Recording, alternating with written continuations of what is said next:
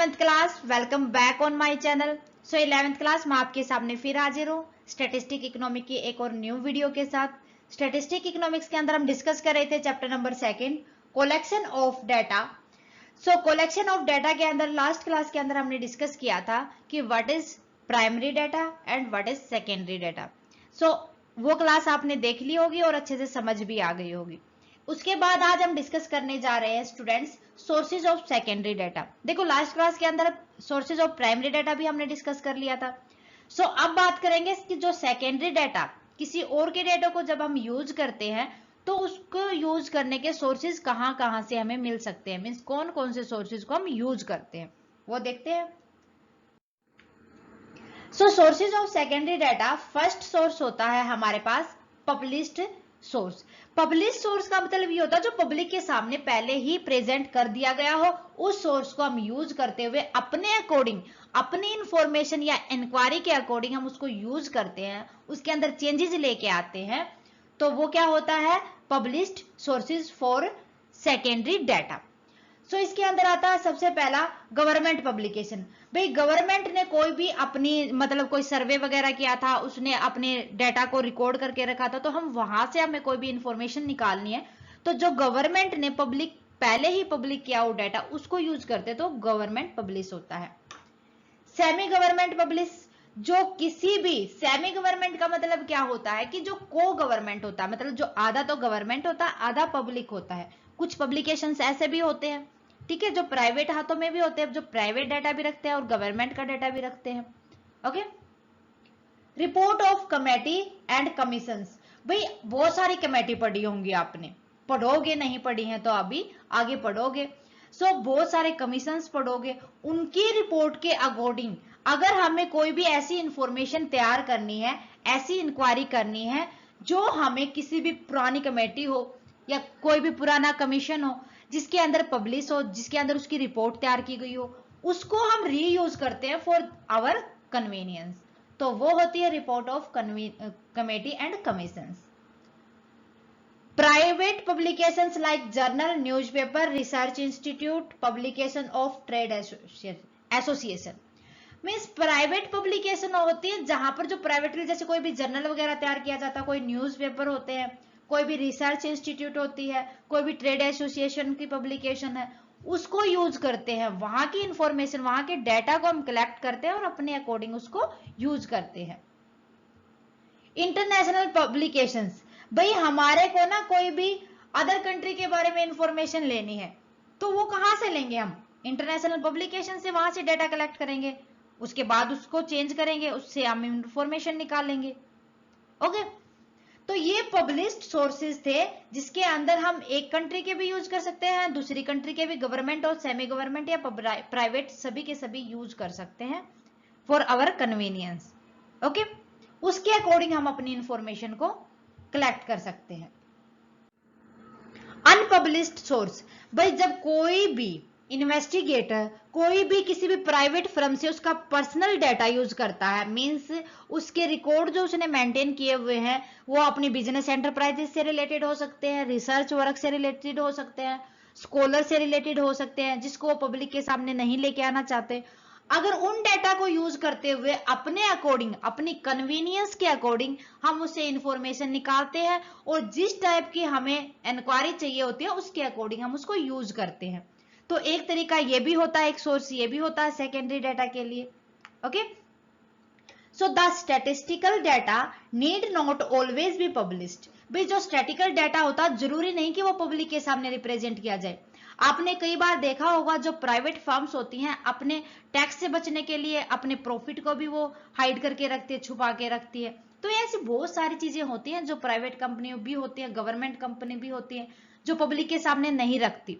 तो ऐसे डाटा को यूज करना होता है unpublished source. So there are various sources of unpublished statistical material such as the record maintained by the private firm, business enterprises, scholars, research work, etc. So इनको use कोई भी कर सकता है, कोई प्राइवेट कंपनी कर सकती है, कोई भी डाटा उसको निकालना है तो, कोई भी बिजनेस एंटरप्राइज कर सकता है, कोई भी स्कॉलर बंदा कर सकता है, कोई भी रिसर्चर कर सकता है, कोई भी कर सकता है। They may not like to release their data to any outside agency. लेकिन वो ये जरूर कहते हैं कि हमारे डाटा को भाई आउटसाइड एजेंसी के सामने रिप्रेजेंट मत करो, अपने तक ही सीमित रखो, अपने जो आपने चेंजेस किए हैं उसका चाहे कुछ भी करो, ठीक है। फिर उसके बाद आता है अदर सोर्स।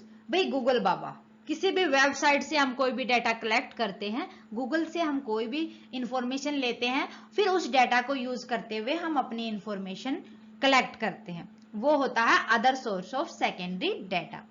सो वेबसाइट गूगल वगैरह, क्रोम वगैरह कोई भी ले लो, बहुत सारी साइट्स हैं ऐसी, बहुत सारे इंजन है, सर्च इंजन है, जिनके थ्रू आप सर्च करके अपनी इंफॉर्मेशन निकाल सकते हैं। किसी की भी कोई वेबसाइट पता है आपको, किसी का यूआरएल पता है, तो उसको यूज करते हुए भी आप इंफॉर्मेशन ले सकते हैं, ओके। इसके बाद एक सोर्सेज होता है क्वेश्चनियर तैयार करना।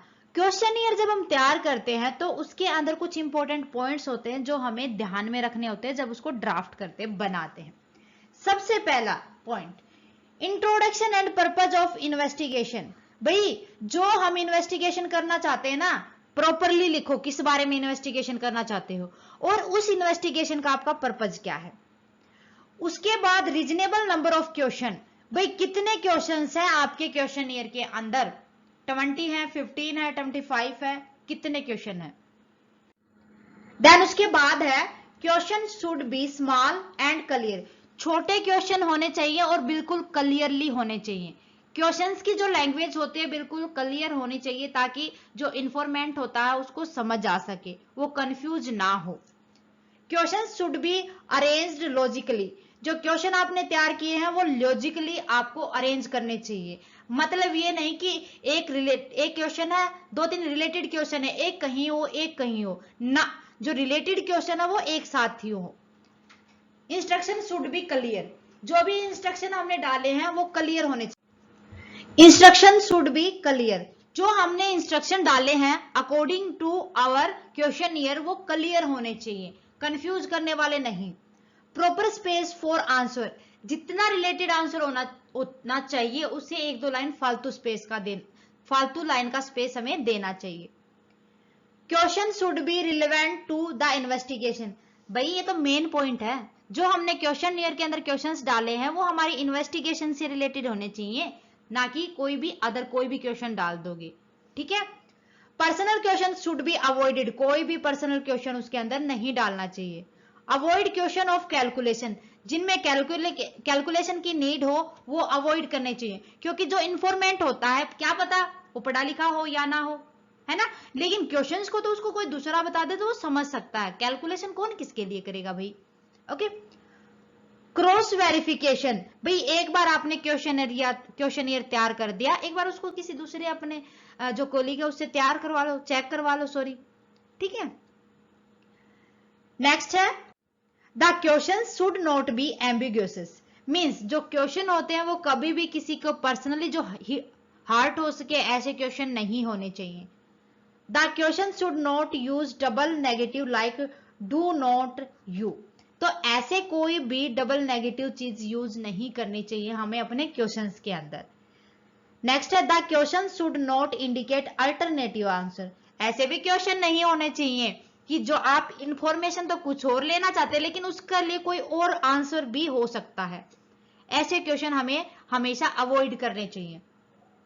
सो नेक्स्ट है पायलट सर्वे।